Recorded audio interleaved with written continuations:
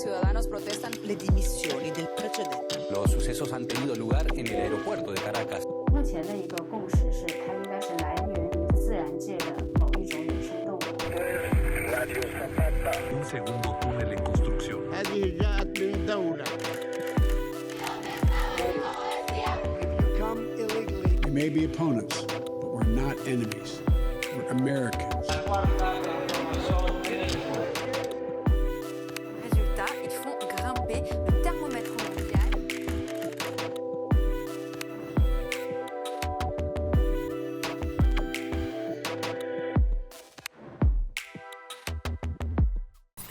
Bienvenidas y bienvenidos a Extranjeros, el programa donde corresponsales internacionales nos dan su perspectiva sobre los temas que más nos interesan. Yo soy Ixchel Cisneros Soltero y en esta ocasión hablaremos sobre los 100 días del gobierno de Joe Biden en Estados Unidos, sobre el narcotráfico en México y también las elecciones en Michoacán y Guerrero. Acompáñenos a ver las portadas de esta semana. Joe Biden ofreció un discurso en el Congreso con motivo de sus primeros 100 días al frente de la Unión Americana.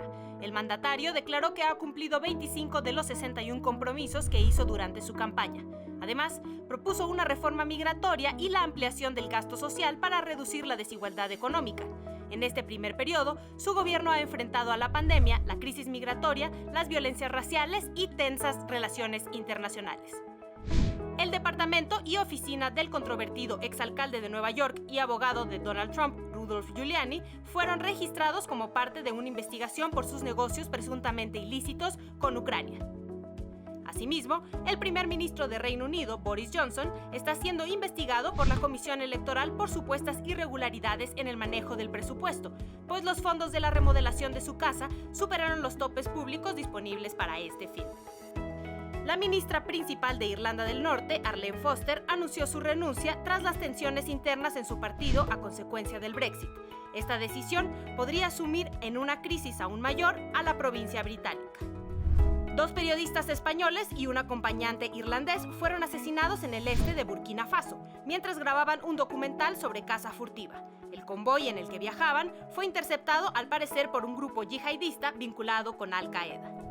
Una peregrinación de miles de judíos ultraortodoxos provocó una estampida en el norte de Israel, donde murieron decenas de personas.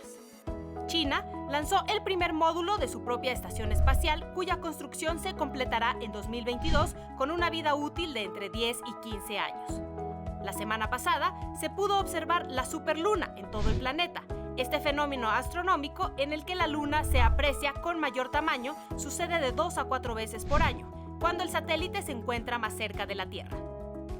Las protestas en Colombia, que han llevado a las calles a miles de personas descontentas con la reforma fiscal del gobierno del presidente Iván Duque, dejaron al menos 2 muertos, decenas de detenidos, así como varios daños materiales. Con 7 votos a favor y 2 en contra, la Corte de Ecuador aprobó la despenalización del aborto por violación. El dictamen se produjo en respuesta a las demandas hechas por mujeres el año pasado. La pérdida de volumen de los glaciares es un indicador contundente de una grave crisis climática. Nuevos estudios evidenciaron el descongelamiento de 220.000 masas de hielo en todo el mundo entre el año 2000 y 2019.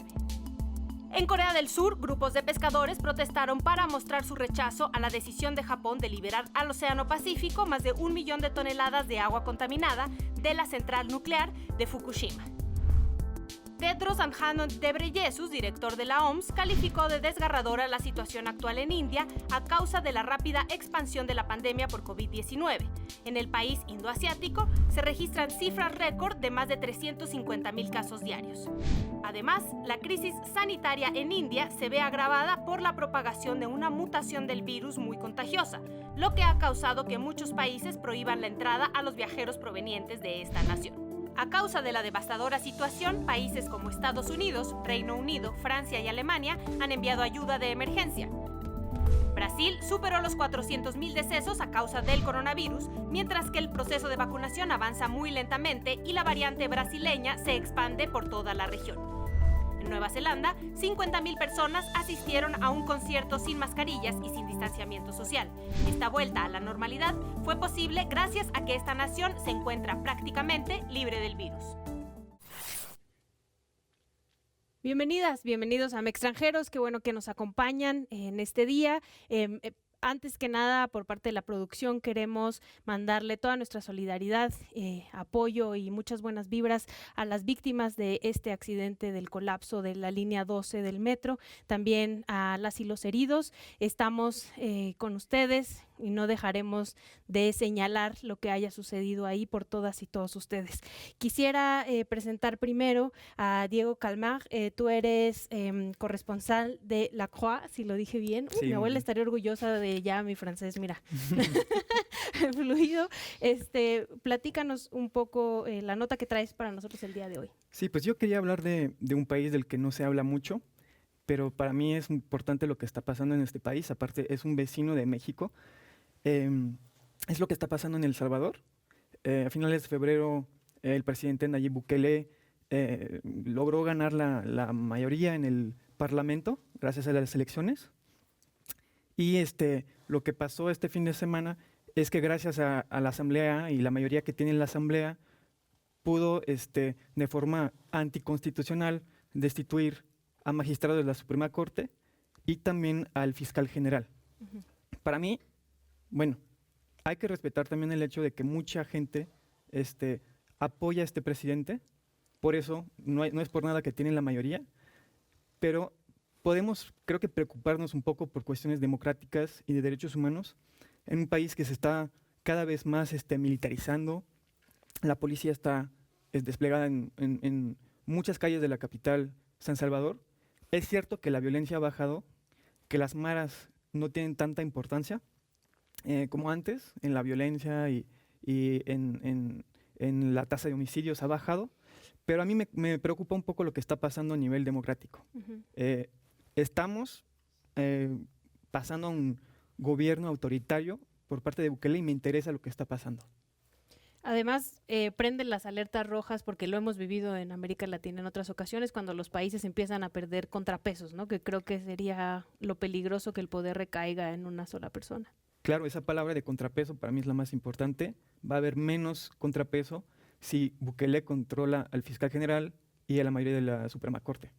Y también hay muchas denuncias, sobre todo de defensores de derechos humanos y de periodistas, ¿no? En contra de la violencia, justo por estar evidenciando este tipo de cosas. Claro, pienso en el grupo del Faro, cuyos reporteros están, en la gran mayoría están protegidos, tienen protección, digamos, por parte de órganos independientes, porque se ha enfrentado ese grupo independiente, al presidente. Y el presidente está muy molesto con este medio, porque es uno de los únicos que no controla él. Al final, como bien dices, es uno de nuestros vecinos, además con el que tenemos mucha relación, sobre todo con la población migrante, así que no dejemos de voltear a ver hacia Centroamérica y todos los procesos que están pasando. Seguramente retomaremos este tema más adelante. También nos acompaña hoy Débora Bonello, que tú eres del Reino Unido y además, representante de Vice World News. Bienvenida, muchas gracias por estar acá. Gracias. Además, la primera vez de ambos, así que se les agradece. Cuéntanos Gracias. cuál es tu nota. Pues hoy estaba escuchando una nota en los Estados Unidos donde Matthew Donahue de la DEA estaba haciendo declaraciones sobre la relación bilateral con México. Nosotros como Vice seguimos con mucha atención el tema de Cienfuegos y la relación entre de AMLO y los Estados Unidos y este cambio, ¿no?, que viene, que todavía no sabemos con el presidente Biden. Pero Donahue estaba diciendo que, ahorita la relación y las investigaciones hacia el narcotráfico en México que hacía los norteamericanos con México están como más o menos frenados. Y no sé si ustedes recuerdan que después del incidente de Cienfuegos, el presidente AMLO sacó una nueva ley que pone muchas más limitaciones encima de los agentes de la DEA aquí y cómo se pueden operar y cuáles son las obligaciones. Y a nosotros nos interesa mucho, como sabemos que hay muchas leyes en México, pero a veces no toman esfuerzo. Entonces es interesante escuchar a Donahue diciendo que básicamente sí, que el gobierno de AMLO está, no sé si bloqueando es la palabra correcta, pero que hay ¿cómo se dice? freno, o sea, que porque obvio es un trabajo súper importante entre de los dos países hacia el narcotráfico y más que nada la violencia, ¿no? Y también interesante que Donahue no mencionó los cientos de miles de mexicanos que han muerto por resultado de la guerra contra el narco, más bien estaba hablando del fentanilo y todo que sabemos, ¿no? Sobre el tráfico, pero se me hizo interesante escuchar su perspectiva sobre cómo es la relación ahorita entre México y Estados Unidos hacia el tema del narcotráfico, pues. Que por cierto, cabe recalcar que muchas de las personas en México están de acuerdo con estas decisiones que está tomando el presidente Andrés Manuel López Obrador de ponerle un alto a la intromisión de la DEA, ¿no? Obvio, sí. Y no lo culpo a un lado, ¿no? Porque es un tema de orgullo y que él quiere parecer que no está dejando que los norteamericanos mandan aquí, ¿no? Pero como seguramente vamos a hablar, ¿qué está haciendo él hacia este problema, ¿no? Eso es la pregunta más grande aquí ahorita. Totalmente. Muchas gracias. También nos acompaña Fidel Carlos Flores, corresponsal freelance de Bolivia, que ya además ha venido en varias ocasiones. Muchas gracias por estar acá, Fidel. Cuéntanos qué nota traes el día de hoy. Bien, la nota que traigo es sobre la supresión de la visa visitante turista para ciudadanos bolivianos. Ayer el presidente de Bolivia, Luis Arce Catacora, informó que a partir del 24, de manera oficial lo hizo, va a regir esta supresión de visa. Lo había anunciado anteriormente en un acuerdo binacional que hizo durante su visita aquí a Ciudad de México, cuando se entrevistó y estuvo presente en la conferencia mañanera con el presidente Andrés Manuel López Obrador. Posteriormente, las conversaciones que tuvo con Cancillería se oficializó, o en el pronunciamiento oficial se tocó el tema, ¿no? Es la tercera ocasión, esperemos que sea ahora sí viable, porque anteriormente lo había hecho con el gobierno anterior de Evo Morales, con Enrique Peña Nieto, pero no se había llegado a concretar nada. Entonces, hasta esta oportunidad parece que la cosa ya va a aterrizar y pues a fines de mayo, principios de junio, esperemos que esta supresión sea efectiva, y esto va a intensificar seguramente la cuestión turística y entre otros lazos más que se van a fortalecer, ¿no? Básicamente desde el punto de vista cultural, social, económico, en fin, hay un nuevo camino, una nueva visión, y esperemos que esto sea para bien de ambos países, sobre todo de Bolivia, que casi no tiene una mirada al exterior muy conocida, es más apagada, ¿no? Básicamente eso. Importante la colaboración de los países, sobre todo con los de América Latina. Igual seguiremos al tanto del tema. Por lo pronto nos vamos rápidamente a un corte y regresamos.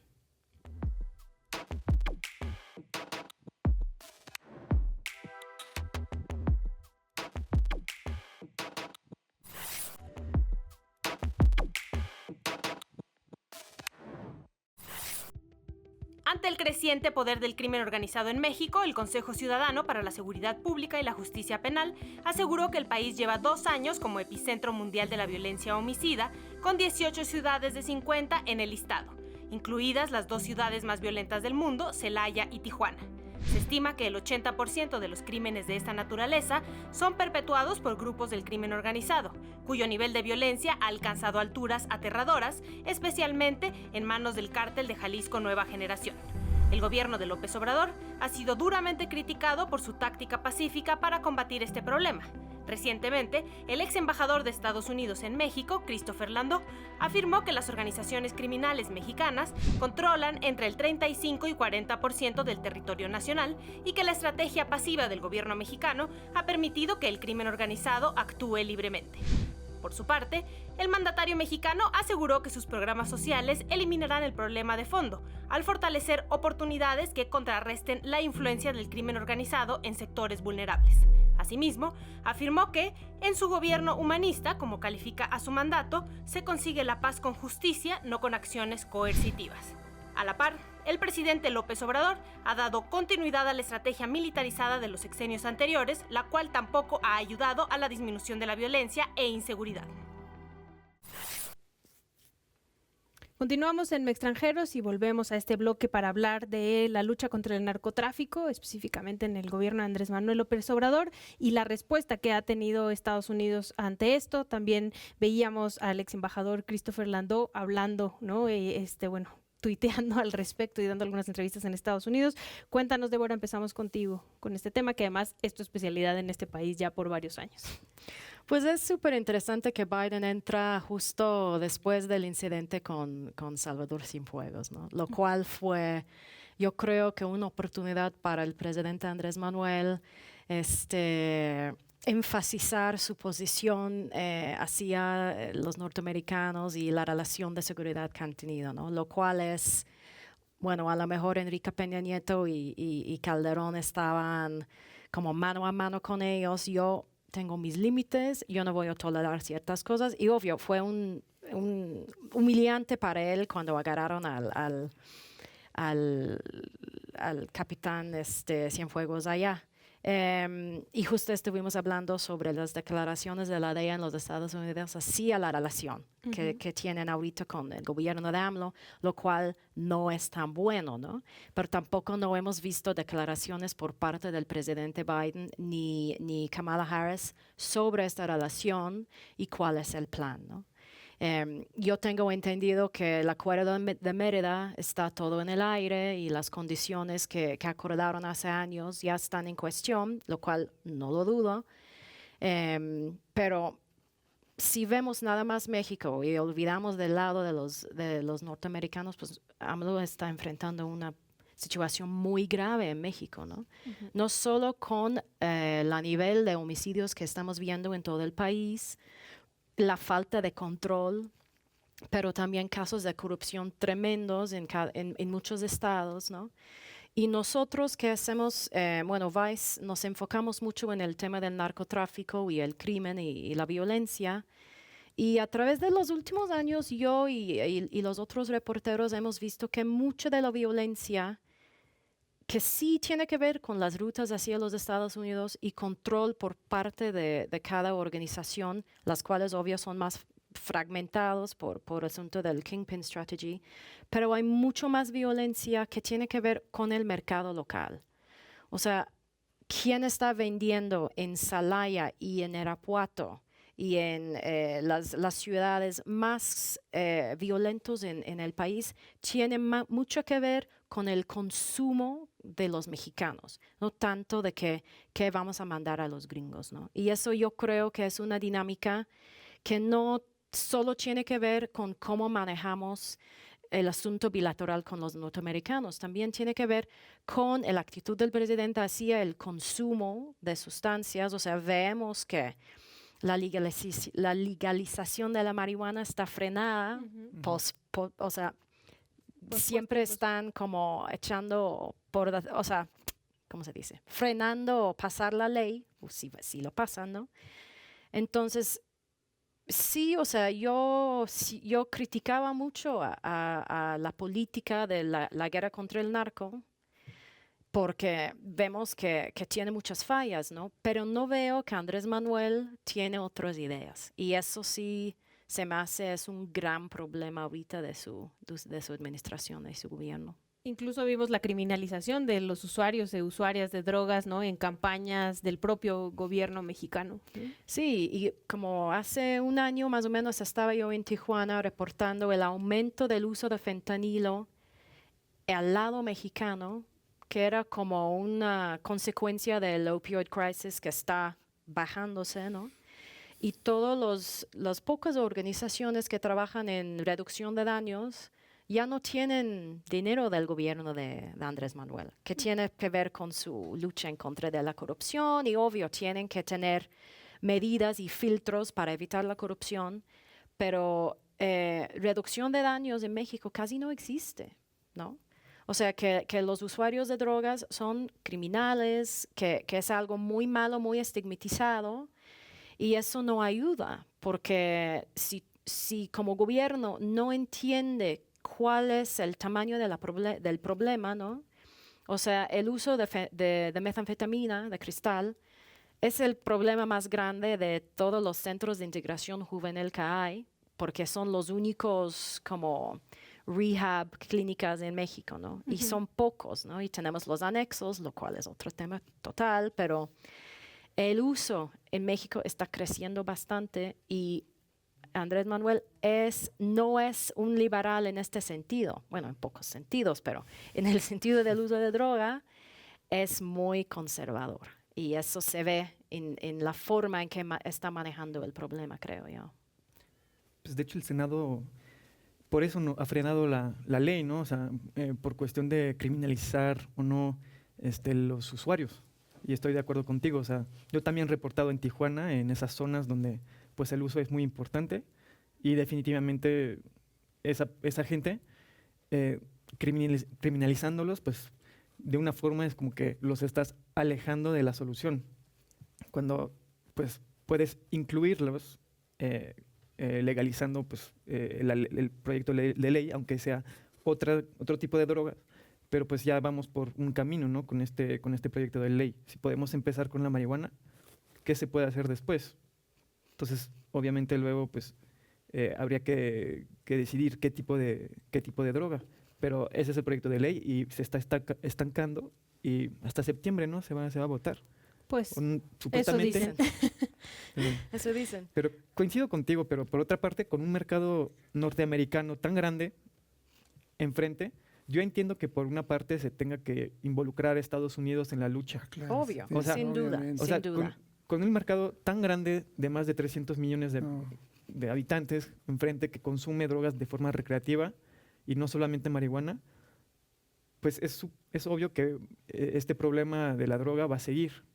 Obvio, pero políticamente enfocar la lucha contra el narcotráfico en el contexto de la relación con los norteamericanos es negar que México tiene un problema que obvio, los carteles están vendiendo allá, pero también tiene un gran problema también en el mercado de consumo y México está creciendo rápidamente y eso es algo que no tiene que ver con los norteamericanos, ¿no? Es consecuencia de la producción para ese mercado, pero Claro. eso sí es problema del presidente mexicano, ¿no?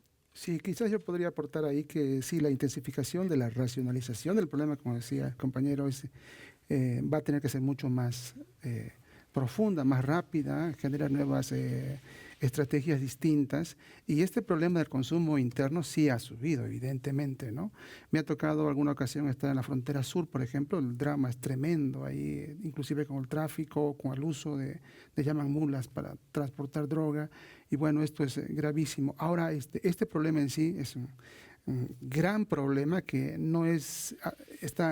se ha ido acumulando a través de los distintos sexenios, ¿no? Entonces, pues es un reto tremendo, ¿no? Y como decía el compañero, creo que estos cambios legislativos de aprobar esta ley del uso de la marihuana van a ser los primeros pasos, que habría que de ahí seguirse hacia otros, ¿no? Pero sí, esto tiene que ver con estrategias diferentes, distintas, y bueno, esto es una tarea pues realmente muy, muy grande, ¿no? Y hay que hacerlo, ¿no? Y Fidel, ¿cómo ves la estrategia del gobierno de Andrés Manuel López Obrador? No solo con Estados Unidos, sino también acá en México. Creo que es no, digamos, tan efectiva como esperábamos varios, me incluyo yo.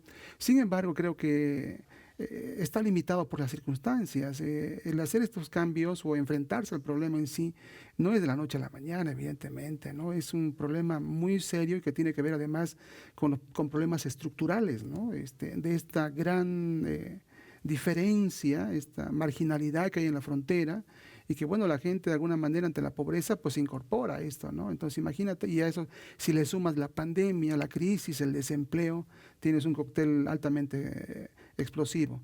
Sin embargo, creo que se está en el camino, va lento, se me hace todavía que hay muchas cosas que hacer. Esperemos que tenga resultados en los próximos años, que intensifique, porque definitivamente pues el problema se puede salir de las manos, ¿no? Y entonces, esa es mi opinión. Y como además hay un cártel específico muy violento, que es el cártel Jalisco Nueva Generación, que ha cambiado además lo que sucedía en ciertos estados, ¿no? Estados regularmente tranquilos como Colima o como Guanajuato se han volcado a los estados más violentos. Todas las semanas nos enteramos de personas desaparecidas en esta carretera, justo la que está, ¿no?, en Jalisco, Colima y Nayarit. ¿Cómo lo ves? Pues sí. Lo fascinante sobre la estrategia de AMLO hacia este tema de la violencia es que yo no recuerdo en qué mes fue, pero entrando a la presidencia él declaró que ya la guerra contra el narco se acabó, ¿no? Y luego se fueron a Culiacán para Ovidio, lo cual yo creo que hay acuerdo que fue un desastre total, ¿no? Porque demuestra la falta de poder que tiene el gobierno en lugares donde los carteles dominan, ¿no? Sinaloa es uno, Jalisco, Guanajuato. Pero es una cuestión de que la violencia en cada parte del país, creo yo, y yo soy muy fan del trabajo de Nuria, que es un think tank que estudia realmente los campesinos que sembran amapola y la gente que produce la droga al ground level, ¿no? A los raíces. El país, las dinámicas de violencia varían a pueblo, a estado. Entonces, tratar de generar una estrategia que enfrenta el problema de la violencia en todo el país, no creo que les funciona.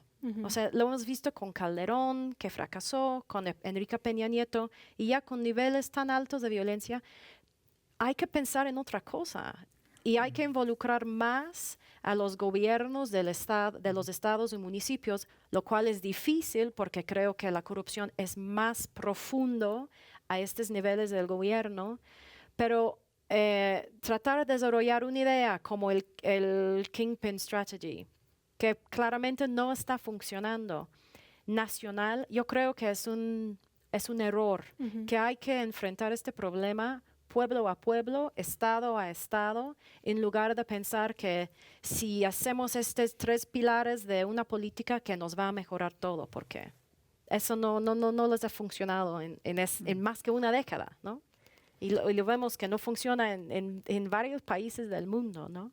Sí. Eso es lo que pienso sobre lo que estamos viendo ahorita en violencia, pues. Tenemos que irnos a un corte, pero creo que, este tema además es central para las y los mexicanos, la seguridad, ¿no? Y además, cómo las estrategias de presidentes anteriores nos han traído más violencia, ¿no? Y la estrategia militarizada continúa después de 3 sexenios. Como bien dices, me voy con este pensamiento, Débora, de pensar otras estrategias, ¿no? Donde además las policías civiles estén presentes, con lo cual actualmente no lo es así. Las policías de proximidad, las policías municipales, que las hemos abandonado total y absolutamente. ¿No? O sea, con más recursos, porque si también están tan corruptas esas policías que no tienen recursos y el policía se va a corrompir mucho más fácilmente. Sí, totalmente. Pero también yo tenía dudas sobre la legalización de la marihuana, viendo la marihuana en contexto del portfolio de los carteles, ¿no? Porque la marihuana ya no es tan lucrativa como la metanfetamina o la cocaína por la legalización de los Estados Unidos, ¿no? Pero No, si quieres cerramos ahí. Sí, pero Nathaniel, nuestro reportero, cuando estaba haciendo un trabajo recientemente, vi que mucha de la violencia en Guadalajara, por ejemplo, y otras ciudades, tiene que ver con este mercado específicamente de la marihuana. Entonces, si tú ves esta oportunidad de a lo mejor bajar un poco este tipo de violencia en un parte del país, ¿por qué no lo tomas luego, ¿no? Y eso no pasa. Entonces, hay como Somos un país conservador también, ahí hay que entenderlo, y muchas de las personas que votaron con el presidente están de acuerdo con él en que no pase esta legalización de la marihuana. Pero nos tenemos que ir un corte porque nos colgamos un poco en este bloque, pero regresamos al siguiente.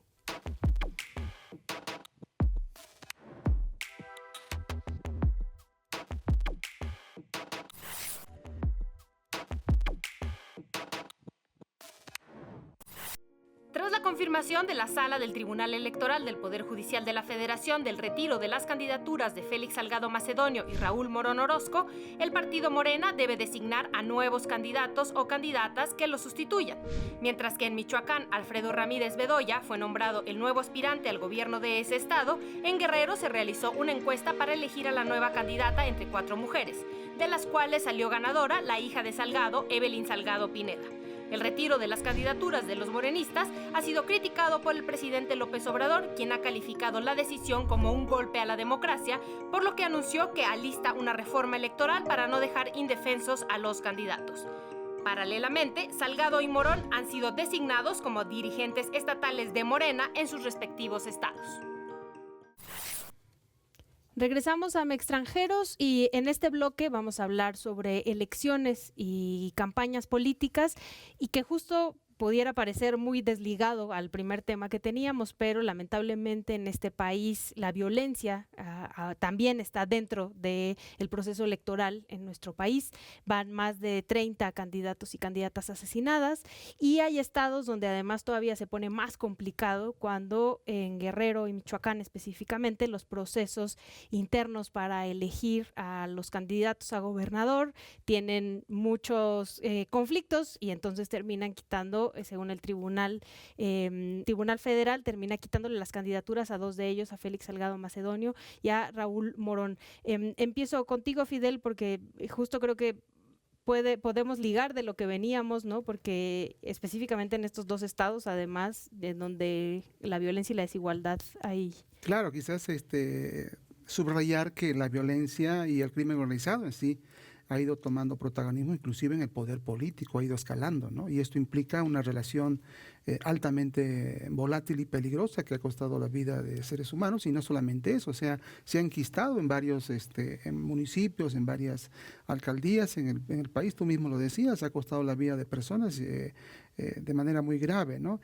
En una circunstancia atípica, estamos pasando precisamente nuevos escenarios y frente a una de las elecciones que van a ser las más importantes en los últimos tiempos, ¿no?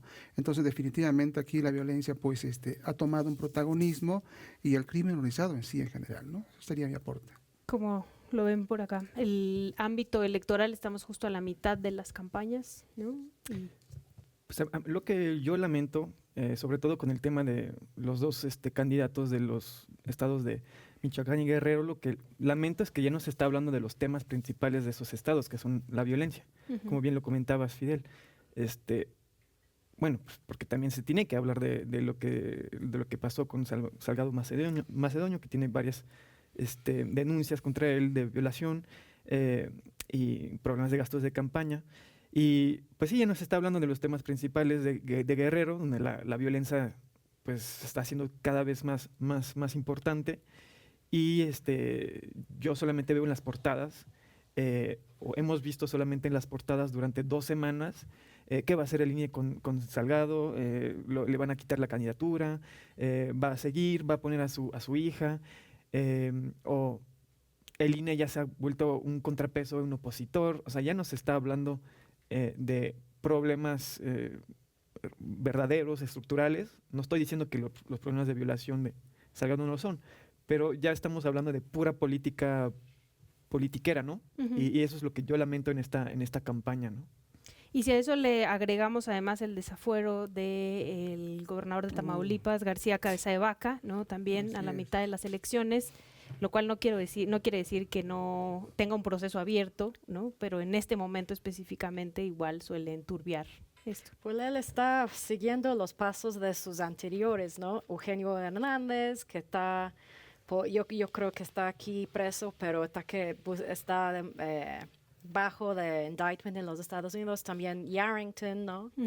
Y ahorita, o sea, también en las elecciones vemos que hay un candidato en Michoacán, creo que se llama Jaramillo, que está buscado por la DEA. Estamos por sacar una nota sobre eso, por su conexión con el cartel de Jalisco, ¿no? Y Michoacán, que siempre ha sido en el ojo de la tormenta de la violencia en este país.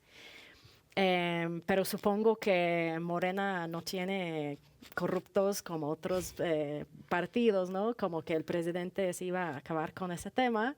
Entonces, pues sí, veo que las tradiciones en la política mexicana y la cultura mexicana siguen, ¿no? Lo cual es el grillo y enfocarse en el chisme y tratar poner al lado cuáles son los problemas más graves, ¿no? Y los problemas que más que nada afectan al pueblo y la gente popular, ¿no? Que viven en estos estados.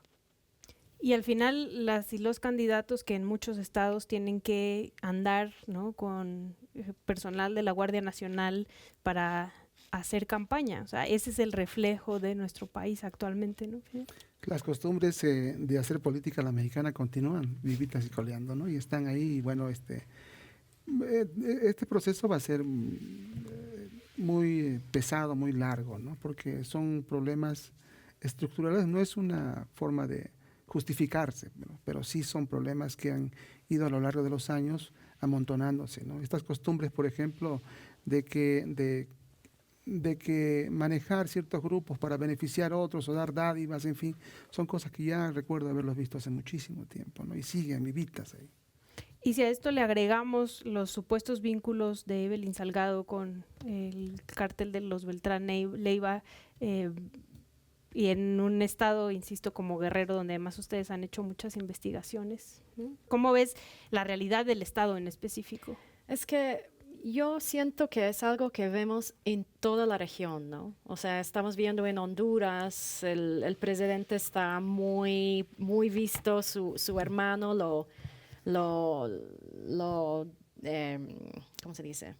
¿En Estados Unidos lo acusaron, lo detuvieron? Sí, lo detuvieron y el hermano del presidente está ya en la cárcel. Pero veo que el río de dinero que genera la droga y las cantidades de poder que genera la violencia no solo conviene al narco, ¿no? O sea, eso es una relación de un red de poder muy grande y el narco no puede operar sin la ayuda y colaboración de los poderes locales, ¿no? Y eso nunca va a acabar, o sea, y hasta que existe este negocio, siempre van a poder cooptar y corromper a las autoridades, y a veces las autoridades lo hacen con gusto, o sea, tampoco está impuesto a ellos aceptar o cooperar, ¿no? Hemos visto esto en Tamaulipas para generaciones, ¿no? Entonces, la verdad, yo creo que la corrupción no solo es algo institucional, es algo cultural y realmente no soy una que tiene soluciones. O sea, lo de las periodistas, por bien o por mal, nosotros documentamos y vemos, o sea, no sé cuál es la solución a esa situación, la verdad, pero es bastante grave, ¿no?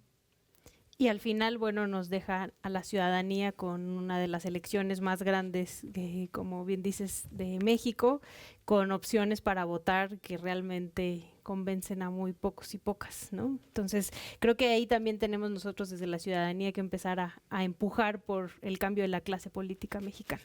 Pero bueno, nos vamos a un corte y regresamos con los 100 primeros días del presidente Joe Biden en Estados Unidos.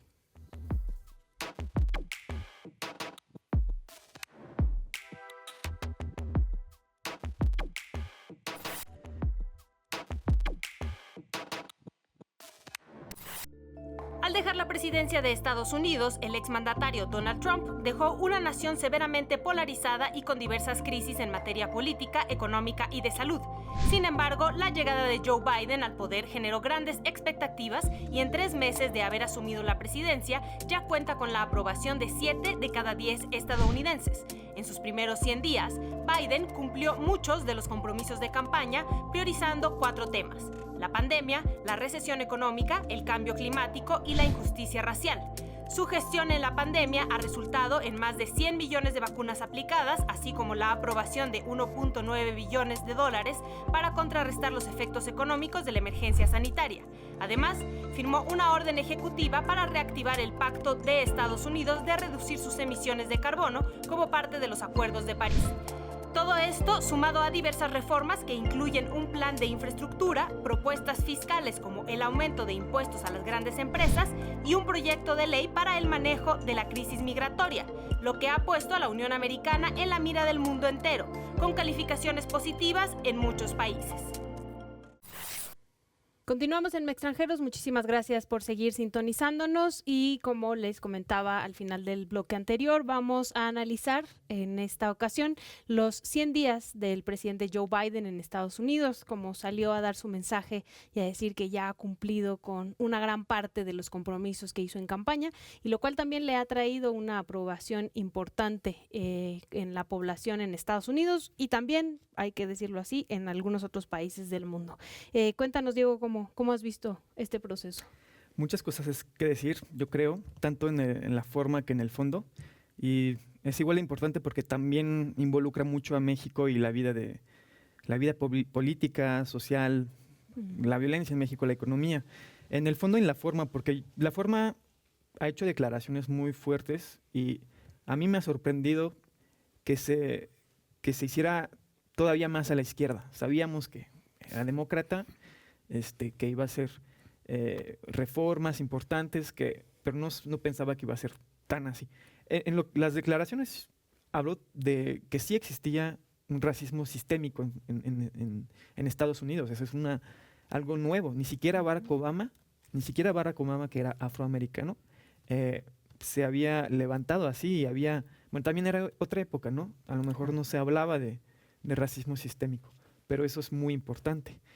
Y por otra parte, pues ese tema de política social y económica, cuando digo que me sorprende que tenga o empiece medidas tan a la izquierda como por ejemplo los impuestos a los más ricos. Es algo que sorprende porque es Estados Unidos y siempre ha sido un país ultraliberal, igual los demócratas. Yo creo que tomas cualquier presidente demócrata de Estados Unidos, en Europa es de derecha, ¿no? Entonces, yo estoy muy interesado en lo que puede pasar y la reacción sobre todo de la parte más rica de Estados Unidos sobre estas medidas económicas y sobre todo también de la gente que votó a favor de Biden, porque hay muchos que votó a favor de él porque no quería votar por Trump. Entonces, eso va a ser muy interesante saber esa población, eso, no sé, tal vez ese 5 o 10% que estaba en balance, ¿qué va a pensar de esas medidas tan sociales que son, tal vez no se habían visto desde Roosevelt y el New Deal de Roosevelt, ¿no? Estamos hablando de los años 30, casi 100 años.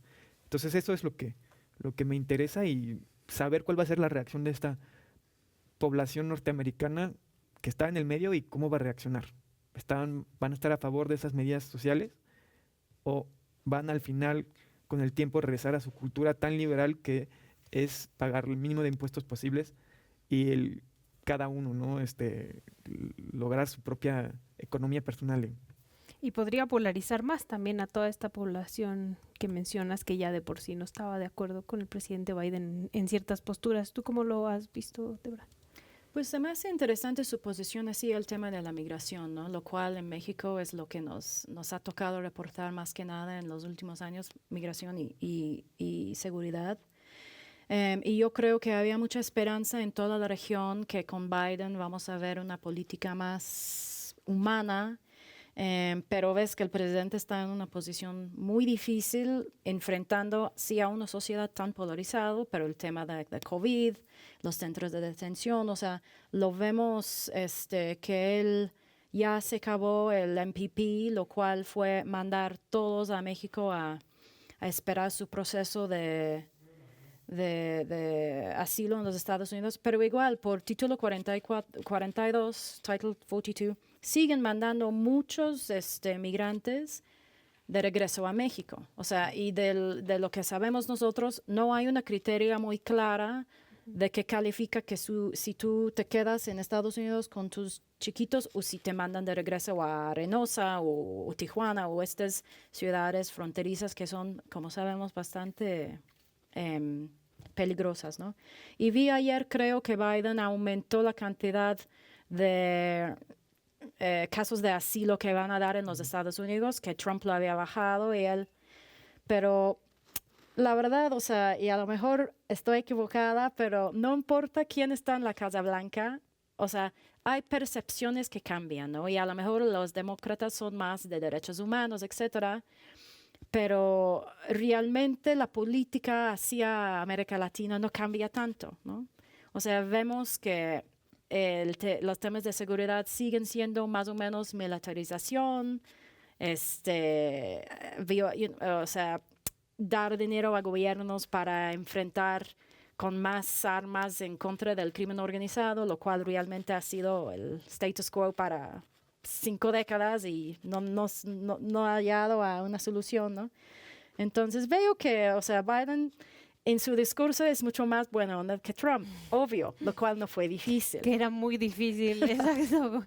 Era muy fácil ser distinto. Sí, y tampoco, o sea, nosotros estamos esperando ver si hay declaraciones hacia el tema de seguridad, ¿no? Porque hacia Venezuela es lo mismo, o sea, no hay cambios de posición importantes hacia esos temas regionales que tienen mucho tiempo hasta ahora. Para allá me gustaría ir contigo, Fidel, en la parte de América Latina. Esta inclinación, aportando lo que dice la compañera, esta inclinación del presidente Biden, pues tiene que ver también con los tiempos extraordinarios que vivimos, ¿no? Como decía, la cuestión del COVID no es cualquier cosa, ¿no? Imagínate una caída de las exportaciones, del consumo, del desempleo. Eso es una etapa muy, algunos analistas lo comparan inclusive a la crisis de los años 30 del siglo pasado. Imagínate, ¿no? En el periodo de Roosevelt, ¿no? Tuvo que tomar decisiones muy grandes, muy fuertes. Y sí tiene que ver esta inclinación a la izquierda, definitivamente,